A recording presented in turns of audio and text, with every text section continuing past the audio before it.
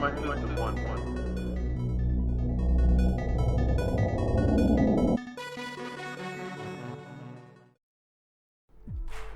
Alright, so this is Skin and Bones. This is a interesting game. First note is that gamepad does not work on the title screen or main menu here. And I can look at stuff with my mouse. And it shows controls here, although I custom chose my controls because, I don't know, for some reason it's not picking up my controller. I had to manually come in here and configure keys and like press the buttons on my controller for it to recognize stuff. And it's picking it up as like a keyboard buttons, it looks like. It's weird. So there's something weird with that. Anyway, if we were to, say, start a new file here, we can see there's a little bit of story to go over. Skin and Bones are... Skin is the human, Bones is the skeleton. I don't know what kid goes around calling himself Skin, but whatever. So, they were captured by a wizard, somehow. They were forced to retrieve the old magician's gems. And so, yeah, he says, you know, the wizard's going to grant him a wish if they get the gems back for him.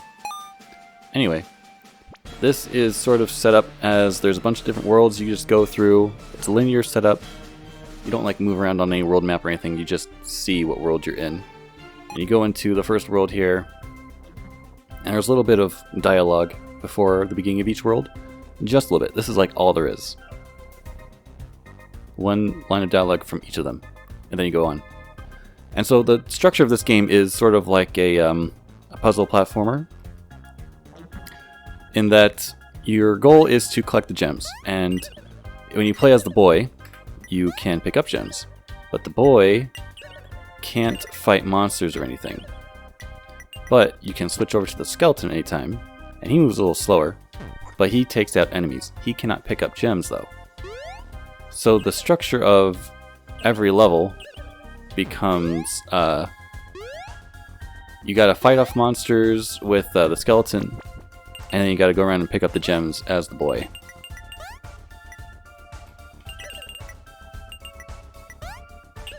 In fact, this is kind of like a random comparison, but the closest thing I can think of that this reminds me of that I have already reviewed on here is the Mario and Donkey Kong Minis game, where you kind of like have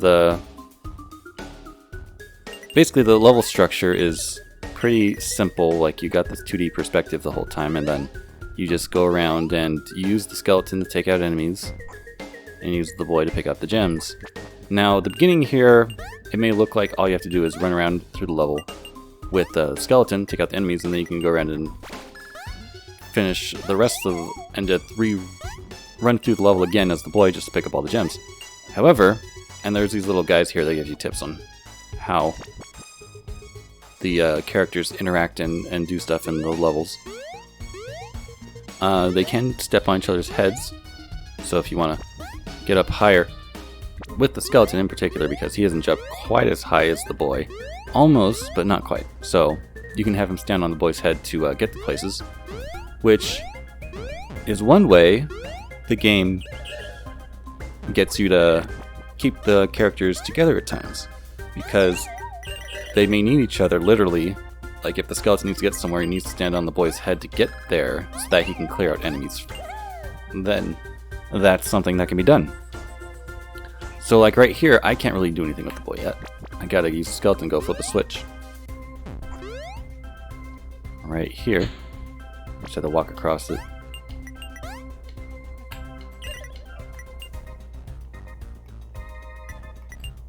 And as you go through the game does have some interesting moments where you have to get the boy and the skeleton, I guess it should say skin and bones. You have to get skin and bones to work together to go around the map a bit more. Those coins are interesting because they pop out these floating letters, and the letter will just keep rising to the top of the screen if you don't grab it. And as you see on the left, I got an N and an S. If you spell out bones with the random letters that pop out of these coins, then you get an extra hit. So like you can see there's 3 heads of the boy on the top left there. That is how many hits I can take. So if I get hit 3 times, I get a game over. I get shot back to the title screen. But I can take up to 3 hits. It's not like a 1 hit I lose. So there is some leniency on getting stuff perfect.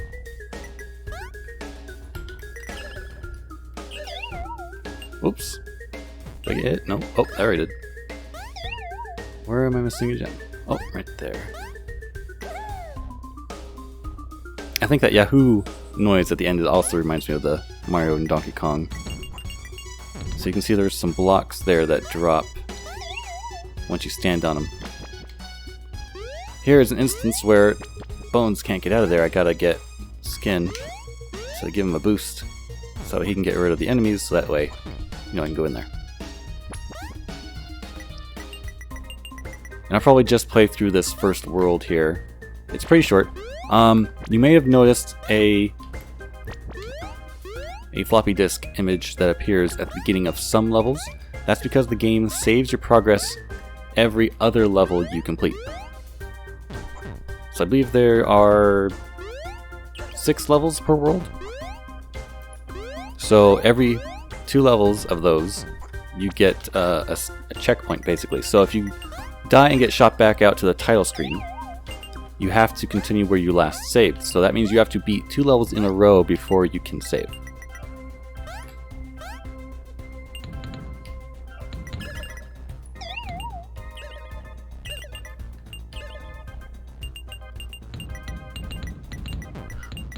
And let me think, how many worlds are there? Oh, I guess there are 6 worlds, 6 levels each. Oh yeah, Bones can also do a lot besides take out enemies. He can stand in water, where Skin cannot land in water. I just took damage as I landed in the water there.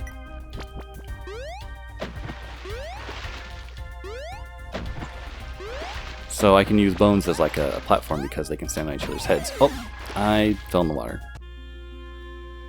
So yeah, you lose, you take all those hits, you get a game over, you get taken back to the title screen. This is like, it shows like a high score on this game. I'm not really sure why. I guess it's just for a personal record. It's not like there's leaderboards or anything like that. Yeah, level 35. So 35 and 36, that's that first file is at the end of the game. Alright, controller pad doesn't work on the title screen. That save disk right there, you can see that's indicating that saving.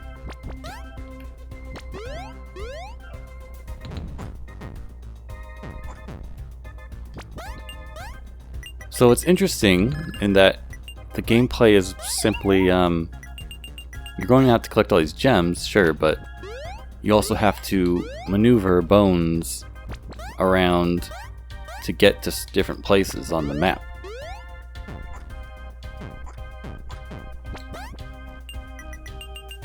And I guess I would say this game is pretty short. I mean, I already said that there's 6 worlds, 6 levels each, but I originally kind of just played through the game in one sitting, beat it in just under 2 hours.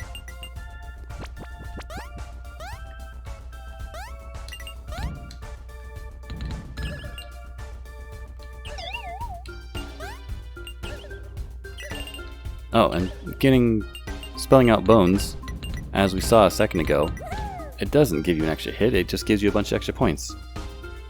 So yeah, correct that.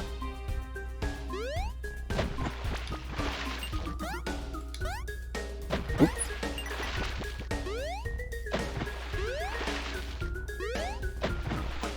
But I do at least want to get past this world. Oh man. I do want to at least get past this world just to show off that there is, another environment. Each world, of course, has its own unique looking environment. And I don't know if ones can go any further. As far as controls go, you can see, your jump is pretty decently high. You can jump like 3 or 4 times your own height. There is not really any variable jump height. Whether I tap the button or hold it doesn't really seem to matter. Oh, snap. I did not see that coming. Just lost out on that letter. There is some leniency on falling off platforms, like as you can see, like right there. I can sort of like run off it and run back on real quick. So blocks can seem a little slippery that way. And that's not even taking into account when you get to an actual ice world and the blocks really are slippery. But strangely enough, I feel like there's not a whole lot of opportunity to jump just after you fall off. You can run back on, but you can't jump just as you get off. The coyote time is very non-existent there.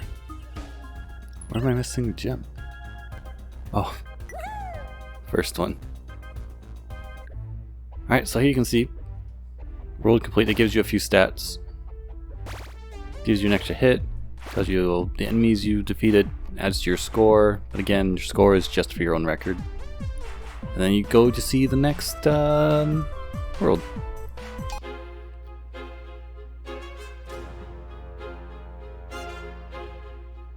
So yeah, there's a little bit of banter in between the two characters. And as you can see, there are some definitely some spikes I'm standing on. Very, very different environments to look at. But of course, those are just that environments. The game, of course, introduces new hazards and such along the way as you go through the game. New mechanics, like how you gotta hold that switch down. That is some spikes I just walked into. I think I need bones over here to grab this.